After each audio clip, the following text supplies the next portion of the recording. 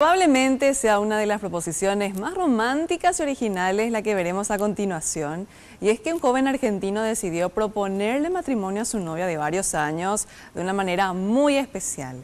Filmó un cortometraje con su historia de amor y lo proyectó en el cine. Todavía existen hombres románticos y Francisco Luis es uno de ellos. Preparó una propuesta de casamiento al mejor estilo Hollywood. Quería pedirle que fuera su esposa de una manera muy especial. Tuvo la brillante pero costosa idea de filmar un cortometraje con su historia de amor.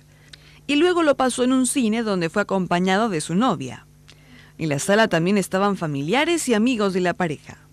Y la verdad que sí, súper sorprendida, es como que todavía no caigo. Quería hacer algo especial y que quede en el recuerdo de los que fueron y los que vayan a la fiesta después. Y que quede en el recuerdo nuestro también.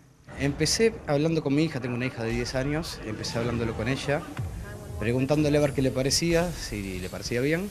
Y lo planeamos más o menos juntos, empezamos con ella a planearlo. Después con unos amigos que tienen una productora, empezamos a planear el guión y bueno, salió así.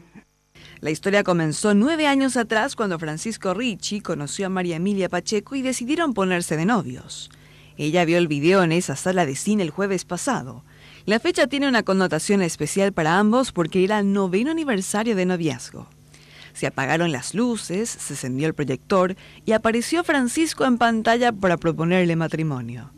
María Emilia quedó sorprendida, igual que el resto del público, excepto sus amigas, que eran cómplices del novio en la idea. Tras los primeros 3 minutos de proyección, apareció en la sala el novio para hacer la propuesta con el correspondiente anillo de compromiso. Las lágrimas inundaron los ojos de ella y los de sus amigas, mientras todos los presentes aplaudían y felicitaban a la pareja, al tiempo que aparecían los padres de ambos que estaban escondidos a la espera del momento oportuno.